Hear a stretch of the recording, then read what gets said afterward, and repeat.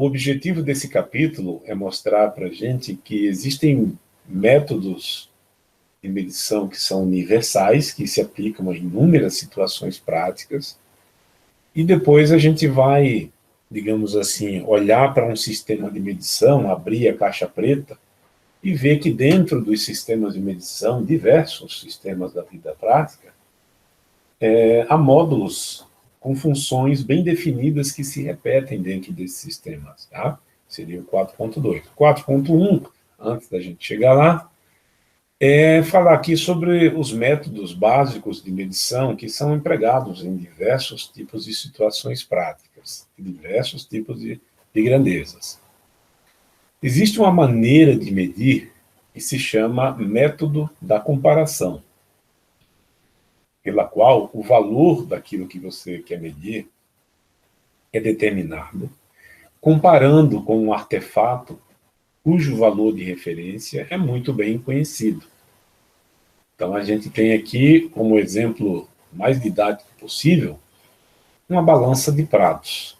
É uma balança de pratos, nós temos, de um lado, né, padrões, ou seja, artefatos que têm um valor de referência muito bem conhecido, e do outro lado a gente tem um mensurando que a gente quer quantificar. Como é que eu descubro o valor desse mensurando?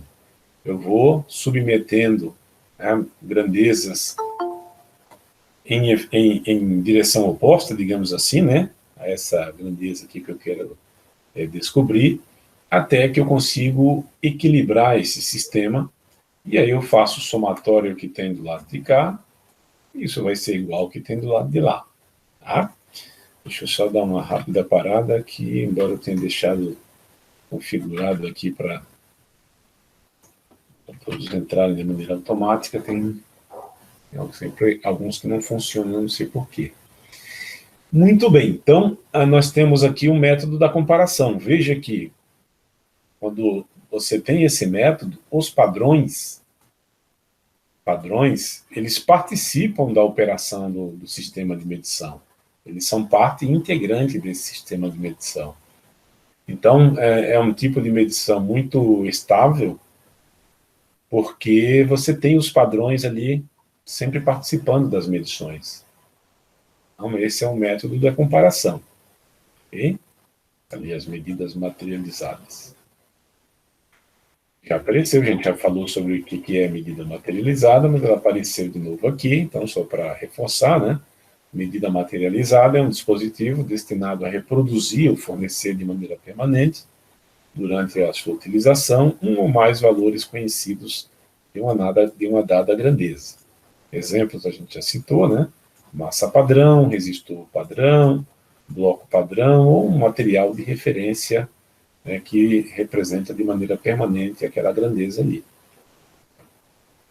Esse foi o primeiro método, o método da comparação. E agora nós temos um método que é chamado método da indicação, no qual você tem um sistema que mostra como resultado um número que é proporcional ao valor do mensurando. Ainda na área de metrologia de massa, vamos ver um exemplo bem simples aqui para ver a diferença conceitual da indicação para a comparação. Então, você desenvolveu para o seu cliente uma balança de mola, e essa balança de mola, você tem ali um elemento elástico preso aqui, e você precisou construir essa escala aqui. Então, o que é que você fez? Você deixou a mola sem nenhuma massa, com massa zero, e o ponteiro ficou ali. Então, ali era o zero. Depois você colocou aqui uma massa de 1 kg, e o ponteiro veio parar ali, então você foi lá e marcou ali 1 kg. Colocou 2 kg, o ponteiro veio parar aqui, 3, 4. Tá aí a nossa balança vai de 0 até 4 kg. Essa é a faixa de medição dela. Essas massas padrão aqui que você usou somente para criar, para calibrar o sistema, ou seja, para construir essa escala. Depois que a escala está construída, você vendeu isso para o seu cliente, e o que o seu cliente recebe é isso aqui. e ele vai colocar ali uma determinada massa desconhecida, que ele não conhece. Se o ponteiro parou ali, que está desenhado 1, ele acredita que é 1, se parou ali 2, 3 e 4 e assim por diante. Tá? Veja que nessa concepção aqui, o sistema indica diretamente, em cima de uma escala que foi construída com um padrão, mas o padrão não vai junto da balança, ele não participa das medições. Caso essa mola aqui, ó, desregule, aconteça alguma coisa com o material dessa mola aqui, e mude a constante elástica K, né? Mude a constante elástica do material, você vai colocar 900 gramas e o ponteiro vai parar no 1, porque alguma coisa desregulou. E você não vai perceber isso, a menos que você mande calibrar essa balança. Então, esse sistema é mais barato, é mais prático, mais fácil de automatizar, porém ele é menos estável, porque nós não temos os padrões participando da medição continuamente, como nós tínhamos aqui, né? Aqui os padrões fazem parte do instrumento, e aqui não. Os padrões foram usados para calibrar um instrumento um dia na vida. Bom, exemplo aqui da balança de mola, do sistema que trabalha com ímã permanente e bobina móvel, né? O velocímetro do Fusquinha é assim, né? Ele tem lá na roda dele um gerador, tem lá no pneu, na roda dele um gerador elétrico. Quanto mais rápido gira, mais tensão ele gera. Essa tensão, então, vai aqui nessa bobina, cria um campo magnético, cria um campo magnético que vai vencendo o campo magnético do ímã e faz o ponteiro sair do zero e chegar aqui nos 100 km por hora. Então, está aqui um indicador analógico clássico, né? Não só para velocímetro, mas para outras medições também, que usam um ímã permanente e uma bobina móvel. Pode ser também um sistema de coluna, né? Um indicador tipo coluna.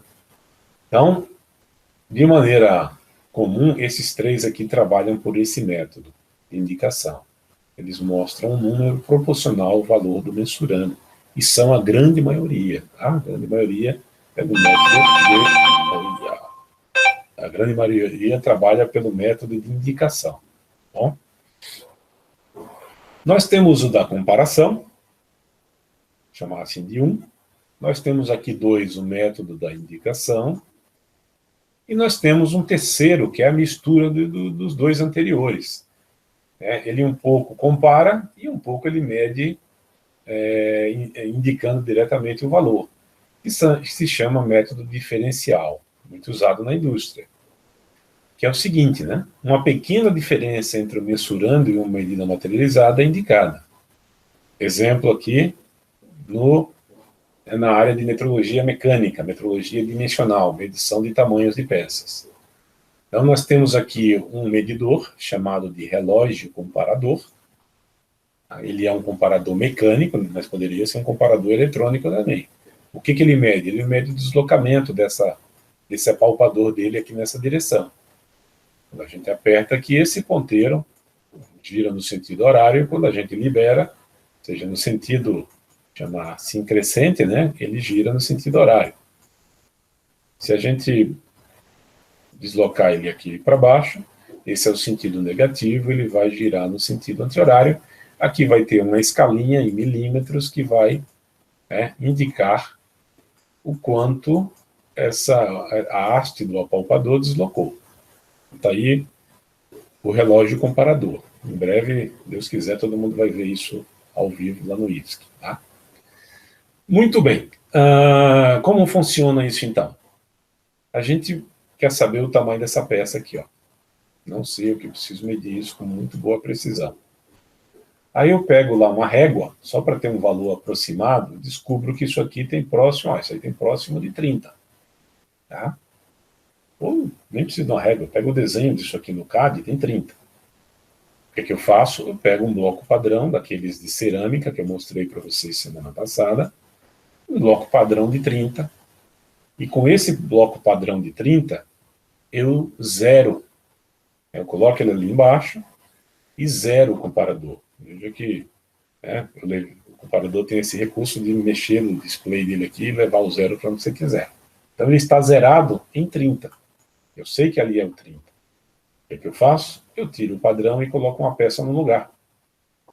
Se a peça for maior que o padrão, como o caso aqui é, o ponteiro vai deslizar, né? Vai girar aqui no sentido horário, positivo, dizendo essa peça é maior que o padrão, e aí eu vou contar os tracinhos aqui, as divisões vão me indicar quantos centésimos ou milésimos de milímetro essa peça é maior do que o padrão.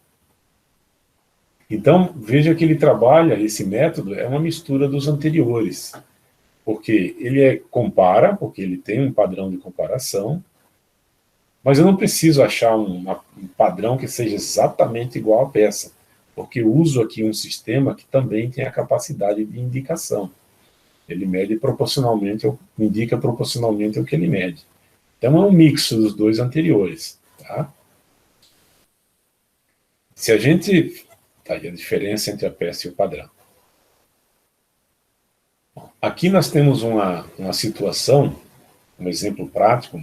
A indústria tem muitas situações de medição diferencial. O exemplo aqui é a medição de um pistão de motor de automóvel. Nós temos aqui comparadores eletrônicos agora. 1, 2, 3, 4, 5, 6, 7. De cada lado tem 7. Tá? Então, 7 de cá, 7 de lá, 14, né? O que a gente faz para começar a medir? Eu preciso de um padrão. Então, eu coloco ali um padrão cilíndrico, de tamanho conhecido, de forma conhecida. E eu zero os 14 medidores. Zerei cada um deles. Depois disso, a gente começa a produzir isso de maneira seriada. Então, a gente tira o padrão, guarda, tá? E começa a medir. Como é que é a medição? Eu vou pegar um pistão, que acabou de ser usinado, produzido, coloco ali e os medidores voltam para o mesmo lugar, e eles vão, cada um desses 7 aqui, da direita e da esquerda, vai marcar a diferença em relação àquele padrão cilíndrico de zeragem. E aí, se você mandar essas 14 informações para um software, o software vai chegar à conclusão que o pistão é maior, mas ele continua cilíndrico. O pistão está mais magrinho, mas ele continua cilíndrico. Olha, o pistão, ele no meio, ele é exatamente igual, mas ele é menor no início e no final, ou seja, ele está com formato de barril, né?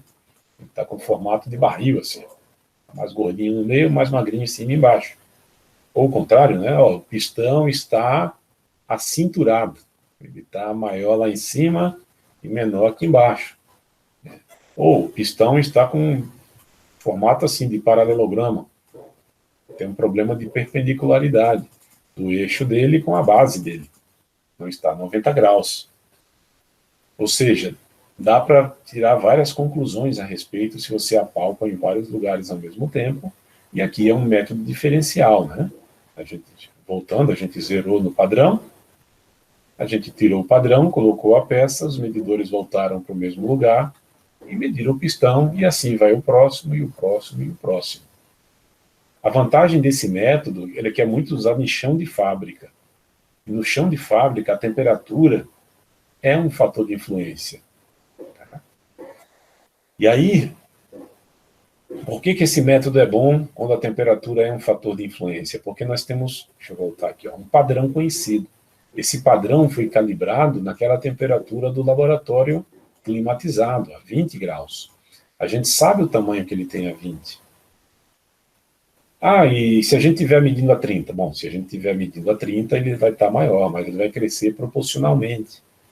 Se eu usar esse padrão e zerar, quando eu for medir a peça por comparação, como a gente está fazendo aqui, né, de maneira diferencial, esse efeito ele está já compensado, porque eu zerei num padrão que foi calibrado a 20 graus. Então, é um método muito usado em produção seriada. O tal do 20 graus é aquela temperatura de referência mecânica, né? Vamos sair um pouquinho aqui e vou mostrar para vocês uma máquina que trabalha nesse conceito. Antes de mostrar esse vídeo no YouTube, vou pular aqui, só uma tabela de comparação, né? Vou mostrar aqui, ó. Comparando os 3 métodos, o método de indicação, ele é rápido, aquela balança da mola, né? É rápido, é fácil de automatizar, só que ela é instável com o tempo, porque caso desregule, varie a temperatura, isso vai influenciar diretamente o comportamento do sistema. Tá? Tem um custo de moderado elevado. O método de comparação, que é aquele da balança de pratos, ele é muito lento, difícil de automatizar, é caro, só que é muito estável. A grande vantagem da comparação é a estabilidade com o tempo, porque os padrões participam ali do processo de medição. Tá? Quando a gente vai para o diferencial, a gente vê várias vantagens em termos de custo, rapidez, facilidade de automação e estabilidade com o tempo. Então é um conceito muito usado na indústria seriada. Tá? Vamos ver um exemplo disso? Vou entrar aqui, no nosso amigo aqui, vou botar aqui, ó, YouTube, Michel Equator.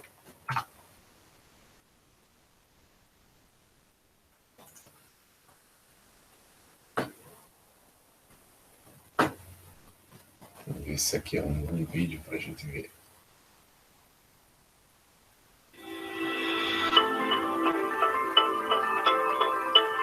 Deixa eu pular um pouquinho aqui. 400 mm. Essa máquina parece um robô Delta, né? Parece um robô Delta ali, tem impressora 3D que parece com isso aqui. É uma máquina de medir tridimensional. Ela faz o trabalho que aquela nossa faz. Só que ela aqui, ela não mede de maneira absoluta. Ela mede sempre comparando com um objeto calibrado. É um comparador. É como se fosse um relógio comparador. Vou simplificar a explicação aqui. Só que o relógio comparador é unidimensional e aqui é tridimensional. Então ela mede como? Eu pego uma peça que eu calibrei a 20 graus, medi essa peça a 20 graus, sei o tamanho dela a 20 graus, coloco aqui, tá? Meço e digo, essa peça a 20 graus tem tal tamanho. E a máquina zera com ela, né? Faz uma espécie de tara aqui. Depois eu pego as peças que acabam de ser usinadas, de ser produzidas, e coloco essas peças para a máquina medir. Esse vídeo aqui não é muito legal, porque é um vídeo de feira. Vamos ver um vídeo que não tenha tanta gente na frente. Apareceu aqui o nosso amigo Bial. Aqui. Ó. Então tá ali o equipamento. Ela foi pensada para ser... Ela pesa 25 quilogramas. Né? Então dá para transportar junto do processo que você quer controlar. No caso aqui é um torneamento, parece um torneamento ali. Então ela foi colocada do lado do torno. Como é que eu vou começar a produzir? Eu tenho uma peça de referência que eu calibrei a 20 graus, eu coloco ali nela, né, e ela mede aquela peça. Depois eu tiro as peças que acabaram de ser usinadas e coloco ali, e ela faz uma comparação da peça de referência com a peça que eu preciso saber o tamanho dela. Prendeu ali, apertou um botão, e ela vai medir. Tá? Veja que ela, embora ela seja uma máquina tridimensional, ela não é uma máquina cartesiana. Né? Ela faz um movimento XYZ pelo encurtamento e alongamento dos 6 braços dela. É uma máquina muito repetitiva, mas que necessita desse padrão de zeragem, né, para fazer a comparação. Vantagem dela, a temperatura variou, né? À tarde já está mais quente. O que é que você faz? Você pega o seu padrão, coloca ali de novo, mede e manda zerar de novo. Então ela reseta, digamos assim, os valores para aquela temperatura ali. Como a peça que você vai medir está no mesmo ambiente do padrão, né, você pode então compensar boa parte da dilatação térmica no resultado da medição. Então está aí um equipamento que trabalha nesse conceito de medição diferencial. É bastante usado, como falei, né, em muitas situações aí de controle seriado, né? Deixa eu mostrar um outro exemplo aqui, overhead, que eu vou deixar. Deixa eu ver se está aqui.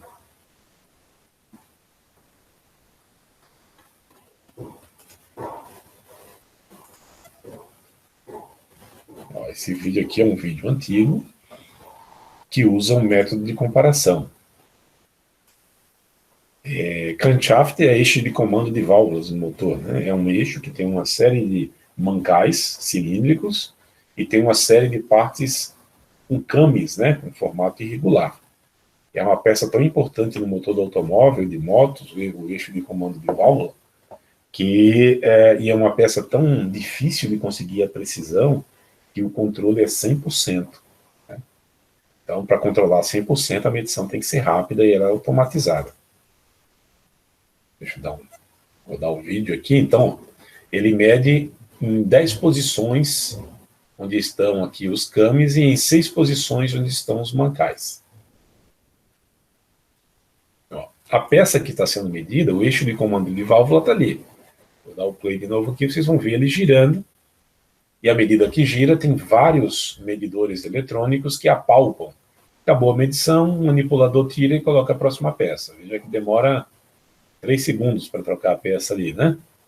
Colocou a peça, ele gira, e à medida que gira, esses aqui, 1, 2, 3, 4, 5, assim vai, eles estão medindo, né, em cada ângulo de giro, está girando rápido, mas o sistema registra em cada ângulo de giro qual é a distância do sensor até o centro de giro. Tá? E aí controla as partes cilíndricas e as partes onde há um came, né, como aqui, por exemplo. Tá? Para que essa máquina consiga trabalhar, tem um came padrão, uma peça de zeragem, mesmo conceito, foi colocada ali, foi medida, diz, ó, essa peça é perfeita, ela é a nossa referência. E aí ele passa a medir de maneira diferencial. O eixo de comando de válvula sendo medidos em produção seriada. Então, no momento de fazer a concepção de um sistema de medição, a gente pode ir por esse lado aí, tá? Trabalhar de maneira diferencial. Muito bem. Passado essa parte introdutória sobre os métodos de medição, agora a gente chega naquela parte que eu comentei rapidamente no início da aula, que é o seguinte: se a gente pegar um termômetro, se a gente pegar uma balança, se a gente pegar um medidor de pressão, né, um sistema de medição mais elaborado, tecnologicamente, e abrir, a gente vai identificar dentro dele módulos básicos, né, que executam as mesmas funções. Os sistemas são diferentes, o termômetro não tem nada a ver com a balança. Mas se a gente quiser expressar uma balança, um termômetro, por meio de diagrama de blocos, né, ou bloquinhos, que expedem a função de cada um, a gente vai ver que eles têm os mesmos. Então, aqui são os módulos básicos de um sistema de medição. A gente quer, né, depois eu vou terminar essa parte, eu vou fazer o link lá com a nossa balança, vamos falar sobre ela. Nós temos um mensurando, né, pode ser temperatura, força, pressão, massa, o que você quiser. O desafio é quantificar quanto isso vale. Para isso, a gente desenvolveu um sistema de medição, e esse sistema de medição é composto por módulos que vão fazer a mágica, né, de transformar um mensurando no número e a sua unidade aqui no final. Eu subo na balança da farmácia e, como mágica, aparece para mim um número ali no display e eu chego à conclusão que eu preciso voltar para a academia e fechar a boca. Né? Pois bem, aqui dentro há 3 módulos básicos que compõem um sistema de medição universal, genérico. Tá? O primeiro módulo é chamado transdutor ou sensor, que é aquele elemento que entra em contato com o que você quer medir, e esse mensurando perturba, causa alguma alteração no comportamento disso aqui, e gera um sinal, né, nos sistemas mecatrônicos, gera um sinal elétrico, gera uma variação de, né, tensão, corrente, resistência, indutância, capacitância, enfim, gera uma perturbação nisso aqui. esse sinal que sai daqui, ele é um sinal elétrico, né? Vamos considerar assim, sinal elétrico, de baixo nível, então vai ser milivolts, às vezes microvolts, miliampere. Ele não vai estar na unidade do que você quer medir. Poxa, eu subi na balança da farmácia. Por quê? Eu estou interessado em ver a minha massa, o meu peso, né?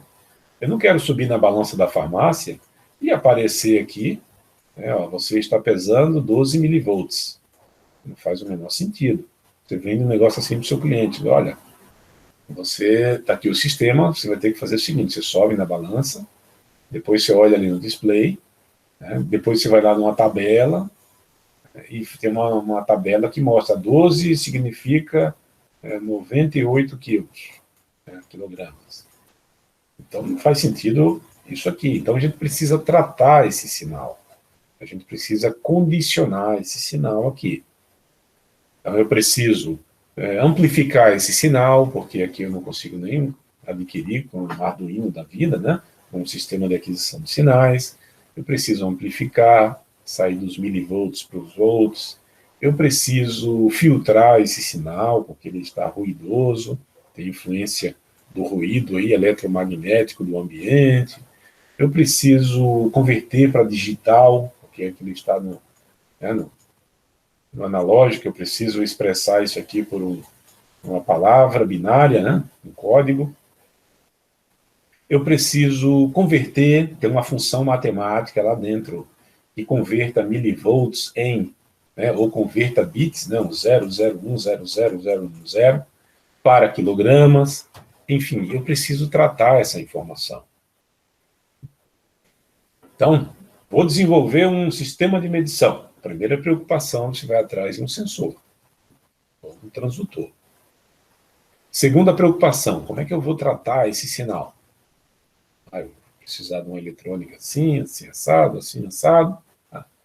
E a terceira preocupação, como é que eu vou mostrar essa informação final aqui? Eu vou precisar de algum dispositivo mostrador ou que registre essa informação, guarde isso. Eu vou mostrar no display, eu vou mostrar na tela do celular, eu vou mostrar no computador. Eu não vou mostrar, eu só vou guardar.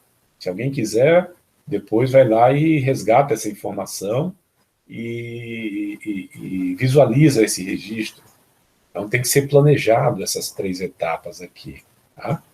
A etapa de escolher um sensor, de como tratar o sinal desse sensor, e de como essa informação vai ser mostrada ou, né, registrada. E isso se faz por esses 3 módulos que estão ali, dentro do teu sistema de medição.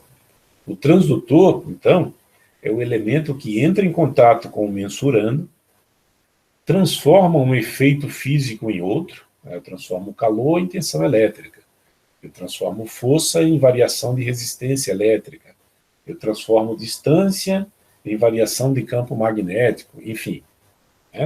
Sempre transforma um efeito físico em outro. E via de regra, a regra, tem exceções, mas a regra é um sinal fraquinho, sinal de baixo nível.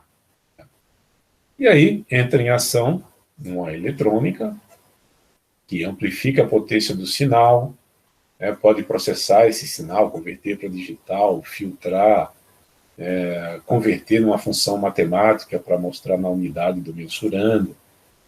E, finalmente, né, nós precisamos de um dispositivo que mostre o resultado final ou arquive essa informação para ser visualizado posteriormente. Então, tem ali o dispositivo mostrador, o registrador, que torna o sinal perceptível ao usuário, que pode mostrar já na hora, mas que também pode simplesmente registrar a informação para visualização posterior.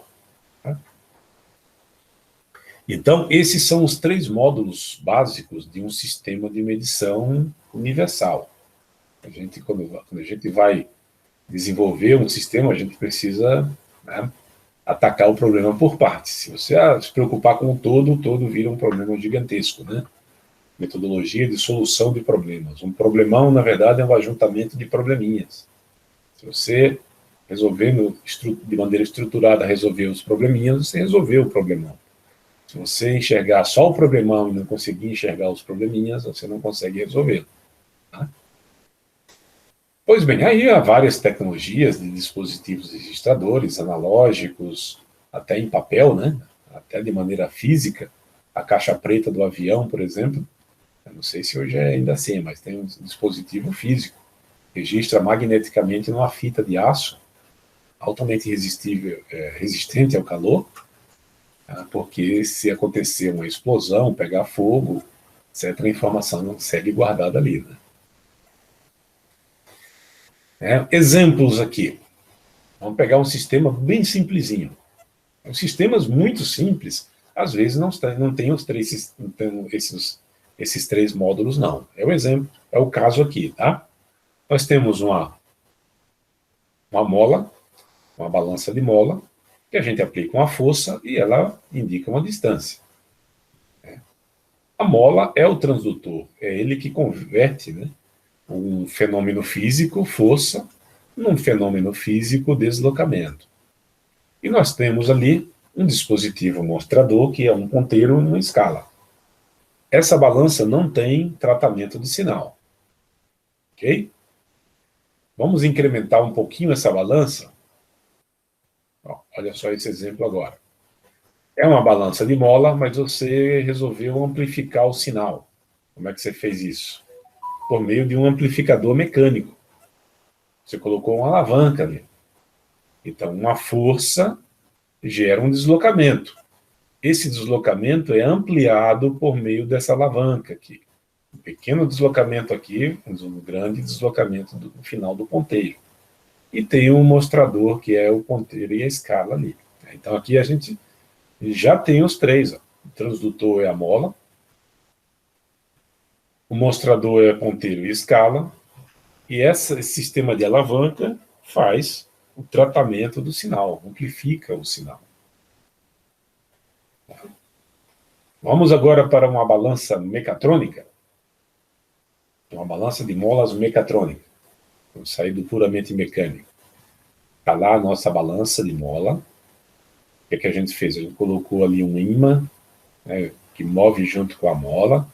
Esse ímã se desloca na frente de bobinas. Essas bobinas estão ligadas no circuito de ponte de Wheatstone, circuito clássico usado em instrumentação. Gera um desbalanceamento nessa ponte, tem um sinal de saída milivolts, que é amplificado, que é processado, né, tratado até ser mostrado no indicador digital. Então veja que aqui a gente tem agora um sistema mais elaborado. Se a gente for mostrar isso como um fluxograma, né, nós temos ali a força, gera um deslocamento, que gera uma variação da indutância das bobinas, que provoca um desbalanceamento no circuito, temos uma tensãozinha na saída, ela é amplificada, processada e indicada no mostrador. Então, o sinal de medição sofre várias transformações, do momento em que a força é aplicada até o momento em que o valor aparece no display. Temos a mola, ali a bobina e o ímã, a ponte de Wheatstone, o amplificador e o mostrador digital. O transdutor é aqueles três primeiros ali. É a mola, o ímã e a bobina e o circuito de ponte. O tratamento do sinal é feito ali no amplificador, né? E o indicador digital é o dispositivo mostrador.